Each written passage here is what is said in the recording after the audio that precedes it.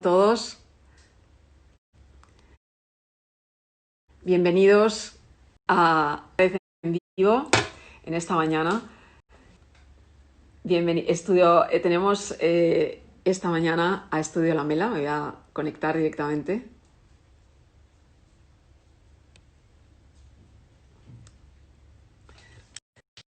Estudio Lamela es uno de los estudios con más proyección internacional en este momento, con más de 30 proyectos en activo. ¿Qué tal, Buenos Carlos? ¿Cómo días, ¿qué estás? tal? ¿Cómo estás?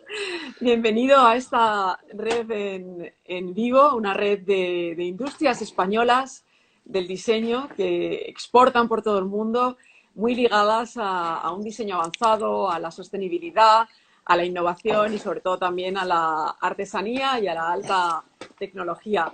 Tenía muchísimas ganas de volver bueno, pues a entrevistarte, porque la última vez fue hace relativamente poco tiempo, en el Sí, 2019, para la revista Lifestyle de Porcelanosa, y la verdad es que fue una conversación verdaderamente inspiradora para todos, porque hablamos de muchos aspectos de la arquitectura, desde, por supuesto, temas más emocionales de tu historia como arquitecto muchas ligado en gracias. principio a tu padre, Antonio Lamela, con esos iconos de referencia en la arquitectura de los años 60, 70 y 80. Y hablamos también de temas muy interesantes, como es, por ejemplo, cómo supisteis y supiste específicamente desarrollar una arquitectura diferente y una visión diferente desde el 2008, la gran crisis, la gran debacle, digamos, también de la arquitectura en España y en todo el mundo. Y después también un último apunte sobre una conversación que te escuché hace muy poquito con Rafael de la Hoz, que fue Ujú. verdaderamente interesante, donde los dos exponíais cambios muy inmediatos que estáis desarrollando en los proyectos que tenéis en marcha en este momento. Supongo que todos estos cambios de estos meses te han hecho y os han hecho entrar también en el estudio en una profunda reflexión de todos los proyectos que tenéis en marcha en este momento. Hacía referencia a más de 30, entre ellos aeropuertos, ampliación de Schiphol, de Gran Canaria, de Tijuana, también el gran centro Canalejas, que Que puede vimos ser. juntos, además, ¿no? Exacto, exacto. Oficinas, digamos, espacios residenciales por todo el mundo. Cuéntanos, Carlos, ¿cómo has vivido, digamos, estos meses junto con tu equipo bueno, o de una forma más interiorizada, esta visión actual y futuro inmediata de la arquitectura y de los espacios? Bueno, muchas gracias, Marisa, por tener esta oportunidad de charlar un rato así, de forma casi desenfadada, ¿no? Que yo creo que Sí, yo es creo lo que que hay lo que mejor. hacer. Porque además, en estos últimas semanas, las preguntas son recurrentes y son Absolutamente. exactamente las mismas, ¿no? Bueno, ¿y cómo va a afectar esto a la arquitectura? Vamos a ver, yo creo que el otro día, yo creo que además con Rafa lo dijimos muy claro y además Rafa lo expresó muy bien. Eh, Vamos a ver, esto es una circunstancia sobrevenida de las que ha habido muchas en la historia, ¿no? No solamente pandemias, ¿no? Sino pandemias, situaciones de crisis económicas, guerras. Afortunadamente, yo creo que hoy estamos mucho más preparados para sufrir un acontecimiento de estos, porque el otro día alguien lo comparaba con la famosa epidemia, la última gran epidemia que hubo en el mundo, que fue la de la gripe española, ¿no? Sí, De sí, sí. 1918, que se llevó por delante 50 millones de personas. Claro, la situación sanitaria, la situación social, económica, bueno, no tiene nada que ver. Estamos hablando de un siglo, ¿no? Hace un siglo prácticamente no había ni antibióticos, ni medicinas, ni higiene, ni hospitales, ni nada, ¿no? Y claro, se llevó por delante a 50 millones y posiblemente esta crisis hoy o esta pandemia, pues a lo mejor se hubiese llevado por delante a 100 Sí, sí. millones si no fuese por los medios que tenemos hoy, incluso los medios de detectar con antelación esto. Pero estas circunstancias, como cuando hay otras, lo que nos sirven es para reflexionar y sobre todo para pensar que reafirmarnos en los elementos básicos. Es decir, esto no va a cambiar la arquitectura, por supuesto, pero sí nos van a dar unas pinceladas de dónde tenemos que poner el foco en algunos puntos de la arquitectura y en algunos puntos del diseño de las ciudades, pero que no están muy alejados de lo que deberíamos hacer siempre, ¿no? Pero curiosamente, tampoco quiere decir que tengamos que poner en cuestión todo, porque el otro día, por ejemplo, se hablaba de la densidad de las ciudades, ¿no? Es decir, el hecho de que ahora nos estén pidiendo una distancia mayor de interrelación con los demás, ¿no? De 2 metros, no quiere decir que esto vaya a ser toda la vida, ¿no? Porque no vamos a tener espacio para ponernos a 2 metros unos de los otros, ¿no? Porque ya habíamos llegado además hace unos años a la conclusión de que las ciudades densas era la solución, ¿no? Las ciudades densas es la solución porque evidentemente el coste de infraestructuras es muchísimo menor. No quiere decir que vayamos ahora a ciudades superabiertas donde casi ni nos veamos, no, no, esto no quiere decir. Pero yo creo que todo tenderá a mirarse con sentido común, ¿no? Y evidentemente unas pequeñas cosas, bueno, pues lo hemos comentado el otro día, ¿no? Hombre, en un clima como el español o el madrileño, pues tener una terraza siempre es agradable, más en estas situaciones de confinamiento, ¿no? Por ejemplo, otra de las cosas que va a ser muy importante, ¿no? Y yo creo que va a ser, esto sí que va a ser una revolución. La revolución tecnológica que se ha acelerado dentro de este proceso, es decir, el hecho de que tú y yo estemos ahora aquí charlando. La última vez que nos habíamos visto presencialmente, no se nos había ocurrido conectarnos y al final puedes hablar exactamente igual de bien y encima tenemos pues una serie de seguidores que a lo mejor pues de otra forma pues hubiese sido más complicado. Entonces, la revolución tecnológica que va a haber con el teletrabajo, con todas las herramientas informáticas, bueno, eso sí que va a ser una revolución. Es que a mí nos está pasando en el estudio que a la gente le cuesta volver porque está muy contenta teletrabajando. Y digo, bueno, pues mira, oye, eso quiere decir que algo estábamos... algo nos estábamos perdiendo.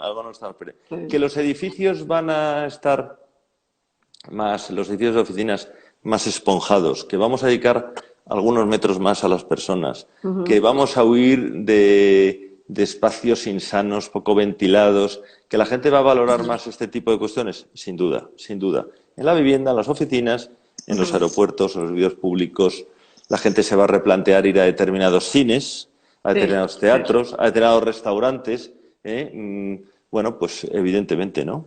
Hablabas y has hablado durante estos días en los medios de comunicación de cambios muy directos, muy concretos. Con Rafael hablabais, por ejemplo, de la recuperación de las escaleras con respecto a los ascensores y has hablado también, bueno, pues que no es una cuestión de recursos directamente, que es una cuestión de ideas y específicamente en tu oficina una serie bueno, pues de cambios, de señalética interior y de usos también, no solamente en tu propio estudio, sino de cambios de usos estructurales quizá de edificios concretos que pasan a otros usos porque, digamos, para que sean más sostenibles, es decir, que tengan la posibilidad de estos cambios y estas transformaciones. Cuéntanos un poco desde los espacios interiores a lo que supone la arquitectura con mayúsculas, estos cambios que se van a suceder de forma inmediata, que estáis acometiendo. Bueno, fíjate que ya desde hace un tiempo, yo te diría 3 o 4 años, se empiezan a valorar los edificios de oficinas que tengan terrazas al aire libre, ¿no? Que la gente pueda trabajar. Esto hace una cosa, era algo que hace 20 años o 10 años era impensable, que un edificio de oficinas el cliente te pidiese algún edificio con espacios al aire libre. Ahora la gente ya te lo estaba pidiendo, imagínate ahora, ¿no? Claro, claro. Yo recuerdo que, pero bueno, hay modas que no sabes muy bien por qué llegan y por qué se van. ¿Por qué el tener una terraza en un edificio de oficinas se prescindió? Pues mira, por la misma forma que a lo mejor se prescindió en los aeropuertos hace 50 años de ver los aviones. Yo me acuerdo, los aeropuertos pasaron de tener terrazas donde salía la gente a despedir con el pañuelo a los pasajeros, a de repente ser unos edificios totalmente opacos que estaba casi mal visto diseñarlos viendo las pistas, ¿no? Las pistas era una cosa que había que evitar. Luego de repente se volvió a cambiar. Se dijo, no, pues esto de ver un avión que está cargando combustible y que tiene el camión de catering llegando es un espectáculo. ¿Por qué lo vamos a evitar? Pues venga, Claro. ahora edificios súper transparentes. Y incluso, fíjate, que volvimos a recuperar en algunos proyectos de aeropuertos las propias terrazas, claro, de otra forma, porque Sí, estamos sí. hablando de que las terrazas, que yo las he visto cuando era pequeño, en Madrid, en el aeropuerto, yo lo recuerdo, ¿no? Con 5 o 6 años que iba ahí con mis abuelos a tomar una Coca-Cola. Y la gente estaba ahí despidiéndose de su familiar porque le veía caminar por la pista y montarse en el Claro, era un avión. espectáculo, sí, sí. Claro, ahora no le ves, pero hay aeropuertos que se están planteando y terminales que se están planteando terrazas porque resulta que ahora hay asociaciones de fotógrafos Sí, sí, de aviones, los spotters estos que sacan. sí, Entonces, sí. bueno, pues evidentemente todo este tipo de cosas que no deja de ser una mayor relación de las personas con la naturaleza, con el medio ambiente, con el aire, van claramente a ponerse encima de la mesa restaurantes con terrazas, Sí, sí. hoteles con terrazas, elementos culturales en la gente pueda hacer vida al aire libre. Es decir, el retorno, el valorar más el aire libre, sin duda, es algo que nos lo vamos a plantear muy seriamente. Te hago un Con pequeño apunte, perdona Carlos, Sí, por sobre los supuesto. aeropuertos. Comentaba recientemente Rem Koolhaas el tema de que había que cambiar los aeropuertos, que no le gustaba nada esta última fase de estos últimos años como de espacios completamente comerciales, ¿no? Precisamente recuperar esa calidad humana de los aeropuertos como forma de encuentro y más allá del aspecto comercial. Quería ver contigo también, aparte de esta declaración, como tienes varios aeropuertos, ampliaciones de aeropuertos en marcha y desde luego como el aeropuerto de Barajas ha supuesto, digamos, un ejemplo internacional de alegría, de color, de tecnología, de materiales diferentes, como la madera, ¿no? Que no se utilizaban de una forma muy clara en los aeropuertos. Cuéntanos un poco cómo ha evolucionado y cómo estáis digamos, materializando estos cambios probables en los aeropuertos en los que estáis trabajando en este momento. Bueno, ahora a ver, yo lo primero que te diría que yo no estoy muy de acuerdo con lo que dice Ren Perfecto, Koolhaas. Primero porque creo está bien que visto. la incorporación del mundo comercial a las terminales Ujú, es algo inevitable. Es algo ujú, inevitable porque, primero, porque la ayuda financiera que esto supone claro. para una Ujú, terminal es tremenda. Y luego también porque el usuario del aeropuerto lo demanda. Es decir, los sí, aeropuertos más mejor puntuados ujú, por los viajeros y que tienen más prestigio hoy son los que tienen las mejores zonas comerciales. Es decir, ujú, el pasajero cuando va a una terminal hoy en día lo que quiere es que sea fácil de usar, que todo sea muy ujú, rápido y que una vez que ya ha pasado los determinados controles, que tenga ujú, una buena zona para comprar, para beber, para ujú. comer, para lo que sea, incluso para descansar o incluso para ver una exposición o un cine o Claro. un museo, porque todo esto empieza a ver. Entonces, en definitiva, ¿qué ha pasado? Que las terminales aeroportuarias se han ido pareciendo más a las ciudades. En una ciudad tienes comercio, en una Ujú, ciudad tienes museos, en una ciudad tienes restaurantes. Y es una pequeña ciudad, porque si no tienes esto, ¿qué tienes? Porque yo me acuerdo cuando hace muchos años empecé a viajar en avión, tú ibas a una terminal y tenías un kiosco de prensa, sí, tenías una tienda como mucho de souvenirs, si era una zona turística, y nada más. Y realmente cuando tenías un retraso de 2 o 3 horas, las esperas se te hacían interminables sí, porque sí, no sí, tienes. sí. Entonces, yo dudo que lo que dice Rem Koolhaas tenga futuro y yo creo que va en contra de la línea que tenemos. Ujú, Yo, fíjate, hace 2 o 3 años hicimos una propuesta muy curiosa, muy interesante con Rafael Viñoli, porque nos asociamos con ujú, Rafael Viñoli, es gran arquitecto de Nueva York, para ofertar ujú. un diseño para la nueva terminal de Singapur. Y recuerdo que se nos ocurrió una idea muy curiosa, porque Singapur, uno de los problemas que tiene, que es uno de los países más densos del mundo, porque en un lugar pequeñísimo, Ujú, pues hay muchísima gente. Y dijimos, oye, pues, ¿por qué no utilizamos la propia cubierta del edificio ujú, y la convertimos en un gran parque urbano?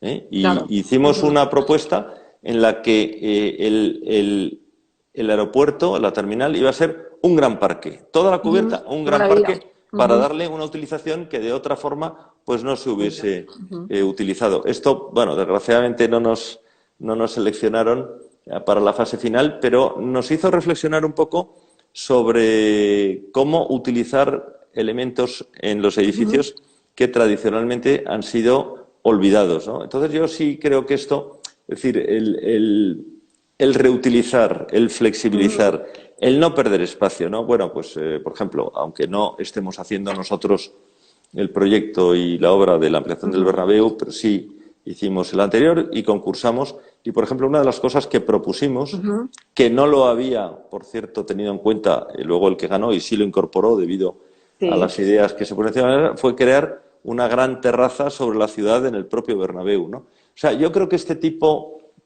de cosas pues sí se van a evolucionar, ¿no? Esto, los grandes miradores en los rascacielos, que se pueda acceder. Ahora hemos visto la reforma del edificio también de la Plaza España, ¿no? De la torre del edificio España, que han incorporado la propia cadena hotelera, pues un mirador que creo que justo antes de la pandemia, claro, ahora está cerrado, pues tuvo muchísimo éxito. La gente subía, veía la ciudad, se tomaba una copa. Es decir, este tipo de elementos, o sea, subir a algo, ver algo de interés, el poder compartirlo con las personas que has quedado, es decir, que no estemos todo el día encerrados entre cuatro paredes, ¿no? Me gustaría comentar contigo también, Carlos, una obra que dentro de poco se va a abrir a la ciudad, que es el Centro Canalejas, con una recuperación de un edificio histórico. Me hablaste también de él y hablabas de la sensibilidad a la hora de integrar todos los espacios, tanto comerciales, hoteles, espacios también de paseo, un espacio también de recreo más para el centro de la ciudad. Es un proyecto muy importante porque va a suponer también la recuperación de una zona que estaba también prácticamente en decadencia.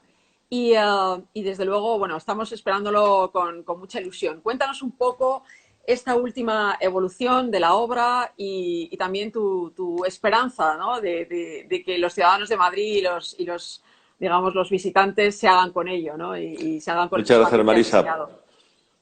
Muchas gracias. Pues mira, bueno, primero mi gran satisfacción por haber tenido la oportunidad de haber participado en este proyecto tan importante, algo que hemos hecho con una gran ilusión.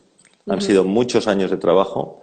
Luego mi reconocimiento al cliente, al grupo Villarmir, que con una determinación extraordinaria logró llevar ese tema adelante cuando no era un tema fácil, un tema muy complejo y sobre todo desde el punto de vista inmobiliario y financiero.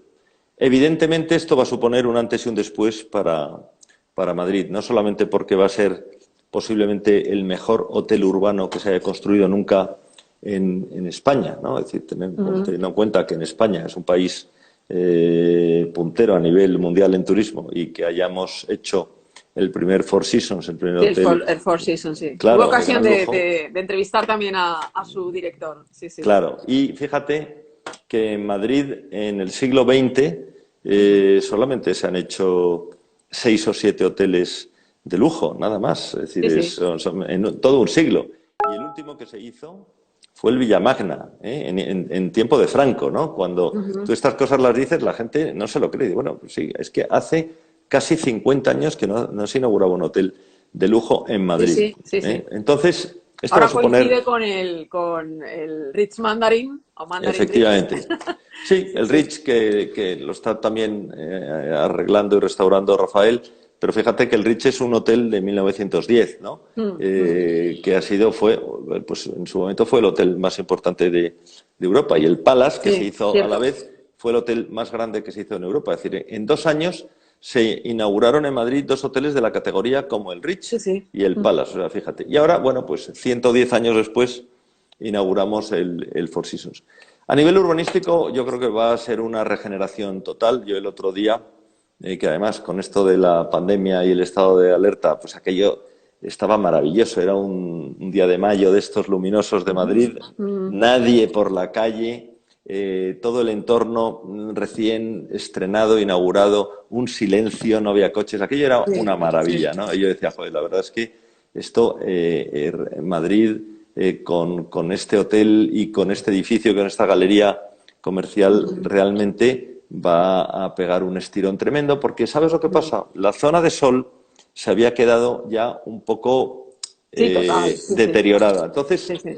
la zona de más nivel, que realmente acababa prácticamente en la calle Sedaceros, porque tenía todo el eje de los museos, Cierto. había incorporado ya, bueno, lógicamente, el Museo del Prado, Barrio de los Jerónimos, el Hotel Palace, el Congreso de los Claro. Diputados, iba subiendo, pero cuando llegabas a la calle Sedaceros ya el tema cambiaba un poco, ¿no? El mantenimiento era peor, se habían Sí, sí, había un deteriorado deterioro, más sí. todo. Y este deterioro llegaba a Sol. Entonces, que nosotros con nuestro complejo y con el esfuerzo de todos, ¿no? Y con el apoyo de las administraciones, que al final yo creo que han tenido la visión de ayudar mucho al proyecto, se haya podido continuar con este gran espacio hasta Sol, me parece importantísimo. Y esto va a suponer para el comercio, para la ciudad, para los transeúntes, para los peatones, algo espectacular. Y fíjate, yo el otro día hacía una reflexión precisamente en el lugar. Yo, por supuesto, estoy a favor de que los centros de las ciudades se vayan, digamos, peatonalizando cada vez más. Pero lo he visto más claro en estos días. Es decir, la maravilla que era una ciudad sin coches, esto es que no nos lo Es podemos impresionante. ni imaginar. Yo digo, Total, sí, bueno, sí. hay que apostar, ¿no? Y yo, para acabar de Canalejas, te diría que ha sido un proyecto que hemos sufrido mucho porque ha habido cierta incomprensión por parte de la ciudadanía y por desconocimiento más que por otra cosa de lo que estábamos haciendo allí, que yo muchas veces decía, el día que esto se inaugure, el día que se abra y el día que la gente vea lo que se ha hecho allí y lo que se ha restaurado, Claro, va a haber. lo que nos hemos preocupado todos de defender el patrimonio, en contra de lo que yo he escuchado muchas veces cosas absolutamente que digo, bueno, pues esta gente que dice esto es que no lo conoce, no lo ha visto, no sabe lo que estamos Sí, haciendo. sí, sí, sí, sí, sí, Quizá sí. porque ha habido una insuficiente información. Pero bueno, como la verdad y la realidad es tozuda y las cosas al final acaban imponiéndose, yo creo que los ciudadanos de Madrid acabaremos por valorar mucho lo Sí. que la familia Villarmir ha hecho allí, que me parece que es algo digno de subrayar y a mí me parece emocionante la actitud de poder llevar a cabo este proyecto tan importante. ¿Mm? Desde luego, a mí me gustaría destacar también que en esta entrevista que pude hacer al director y CEO del Four Seasons, él apoyaba 100% también a los proyectos españoles dentro del propio hotel, ¿no? Desde el mobiliario, la artesanía, desde el arte, y dijo un 100% de los proyectos están ahí desarrollados desde lo local, desde España y apoyándolo, ¿no? Lo digo también por las industrias Sí, españolas del diseño que están, como te digo, avanzadas y que tienen también una incidencia muy clara también en los hoteles, como tú sabes, en los espacios de oficinas y en todos los espacios públicos y comerciales, ¿no? Entonces, me gustaría, bueno, acabar, digamos, este proyecto porque tú estás trabajando en varios países, en Estados Unidos, desde Polonia, digamos, en países del este también.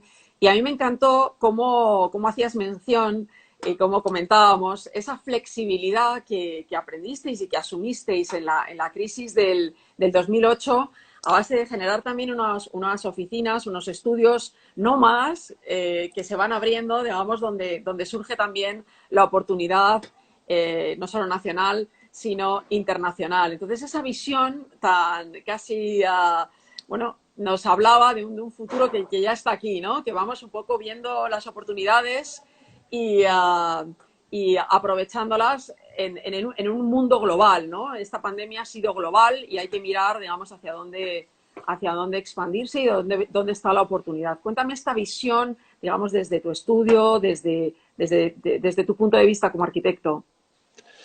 pues mira, es curioso. Yo el año que viene, el 2021, cumplo 40 años de arquitecto. Acabé en el 81, o sea que fíjate ya, 40 años Sí, sí. ya es una cifra importante para ver un poco lo que ha cambiado la arquitectura en 40 años. Pero lo más curioso es que Yo cuando estaba en tercero de carrera, es decir, hace 3 años antes de acabar, Ujú.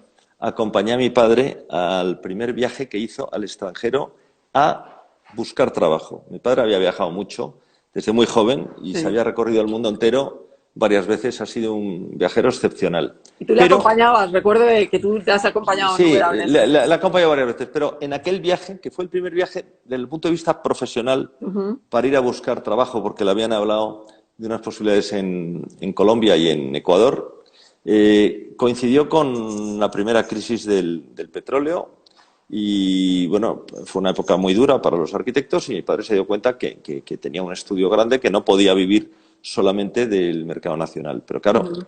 yo cuando le acompañé en aquel viaje fue un viaje de mes y medio, porque eran los viajes de entonces, claro. Entonces cuando se cruzaba el charco, Ujú. pues era para estar 3 o 4 semanas mínimo, porque los billetes eran carísimos, porque comunicarse era muy difícil.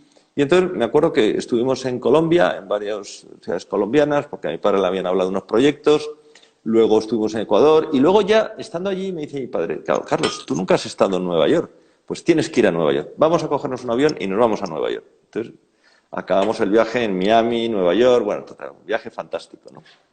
Y mi padre estaba durante unos años, iba 2 o 3 meses a Colombia, entonces se hacían los proyectos aquí, se metían en unos Sí, rollos, papel vegetal, se iba mi padre allí, estaba haciendo el periplo durante 2 o 3 meses vendiendo sus proyectos, con los que luego se venían aquí a hacer los cambios, porque claro, no había correo electrónico, claro, claro. no había ni fax, no había ni fax, y era, claro, por teléfono no podías dar las indicaciones, y, entonces era muy complicado. Pero yo ya empecé a ver lo importante que era trabajar fuera de aquellos viajes. Surgieron varios Ujú. edificios, se hicieron edificios en Estados Unidos, se hicieron edificios en Venezuela, en Ecuador y en Colombia. Y aquello duró unos años. Cuando yo ya acabé la carrera y empezamos a trabajar, y empezamos, aquello, bueno, pues ya, bueno, de alguna forma, pues tampoco era fácil, ¿no? Porque demandaba mucho tiempo y eran Claro. iniciativas de mucho riesgo económico, porque era muy caro hacer los proyectos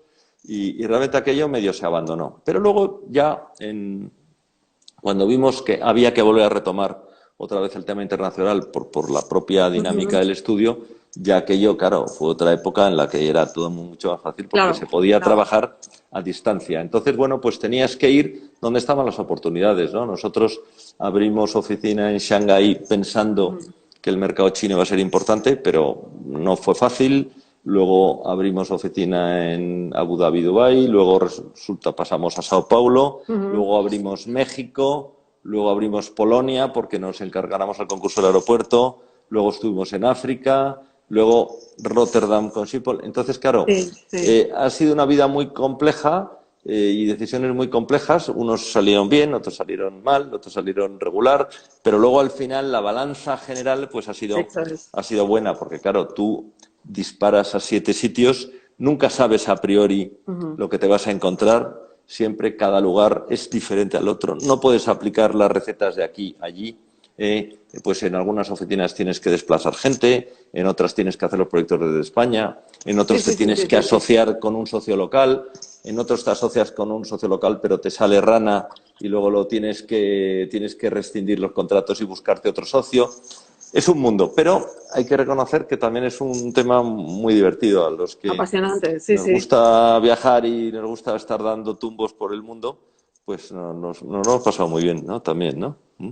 Desde luego. La verdad es que, Carlos, yo destacaría, digamos, las conversaciones que te he escuchado y hoy ese impulso, esa visión positiva tan importante. Me hablabas del optimismo que siempre irradiaba a tu padre, ¿no? Sí, Y sí. que has recogido como un bastión importante donde refugiarse también en los malos momentos, ¿no? Fundamental. Bueno, yo por supuesto, es toda esta mentalidad que tengo hubiese sido impensable si no lo hubiese vivido con mi padre y la heredé de él, no, impensable. Pero mi padre además que era una persona optimista y además él siempre decía que le encantaba el tema del lenguaje cuando yo muchas veces se lo decía un poco en plan de broma, joder papá, pero qué optimista eres. Y dice, no, claro que soy optimista porque optimista quiere decir partidario de lo óptimo. Me Y encanta. digo, sí, sí, sí, claro, digo, tienes razón, ¿no? Así Pero, titulé el pasado el artículo, porque me parecía muy, muy inspirador. ya te lo Entonces, había contado entonces. sí, Entonces, sí, muy inspirador. sí, mi padre siempre creía y además siempre tenía una fe en lo que estaba haciendo y en que los encargos se iban a producir y que había que lucharlo, que había que presentarlos a los concursos, esto lo vamos a ganar, esto tal, tal. Y yo digo, bueno, pues oye, la fe en la victoria y la fe en el Exacto. trabajo y estar dando con el martillo ahí, dando martillazo todo el día, pues es importante, sí, pero efectivamente tienes que ser un convencido, ¿no?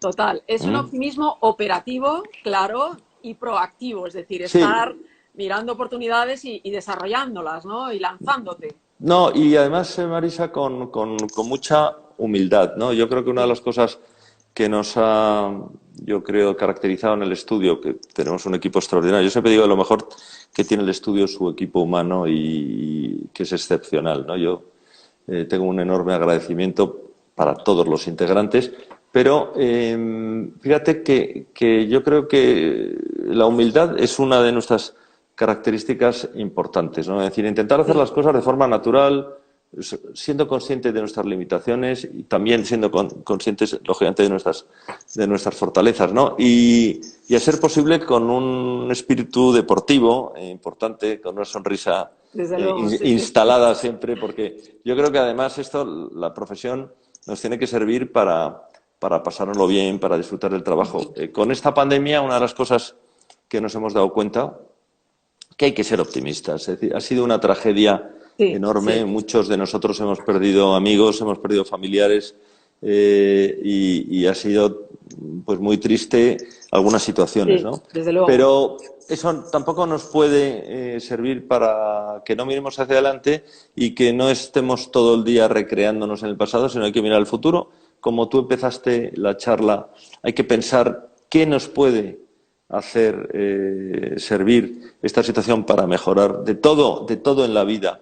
Hay que sacar enseñanzas positivas. Tú fíjate, posiblemente si no hubiese habido la Primera Guerra Mundial, pues no existiría Ujú. ahora, bueno, o hubiese tardado mucho más la penicilina, ¿no? Sí, sí, O sea, las grandes medicinas, las grandes vacunas, los grandes inventos, los grandes la descubrimientos tecnología, sí. vienen Ujú. cuando el hombre tiene esa necesidad En los de límites, sí, trabajar en sí. los límites, ¿no? Entonces tú cuando pones a la humanidad al límite Ujú. es cuando también surgen estas cosas, ¿no? Entonces yo creo que esto nos tiene que servir para ser mejores todos los días, ser mejores profesionales, también más comprensivos, para ser más flexibles, ser más Sí, analíticos, sí, más sí, sí, sí, sensatos, sí. ¿no? ¿Mm?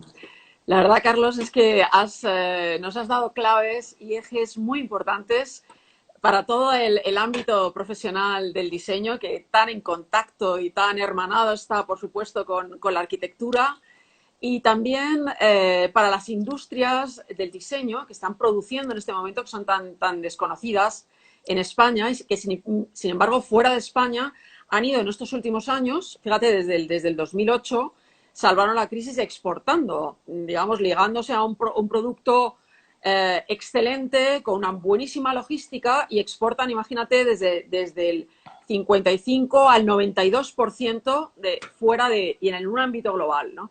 Y estas claves desde la humildad, hablamos muchas veces de cuál es la identidad del diseño español fuera de nuestras fronteras, ¿no? Y es siempre la creatividad, yo creo que ahí junto con la arquitectura hay un paralelismo muy claro. Un punto también de saber improvisar, de saber Sí, adaptarte, de ser ágil, muy ágil y muy flexible.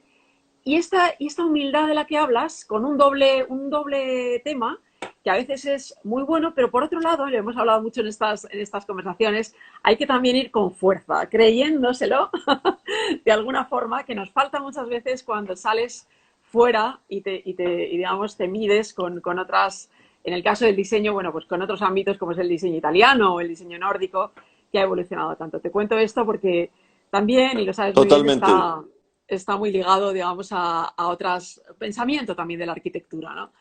Entonces, totalmente. no podemos más que agradecerte esta conexión de esta mañana y seguimos hablando, tenemos Muy muchas bien. ganas de ver este centro Canalejas y seguiremos comentando cómo evoluciona desde la arquitectura y desde el diseño la sociedad, la cultura, la economía y nuestro ámbito de vida, ¿no?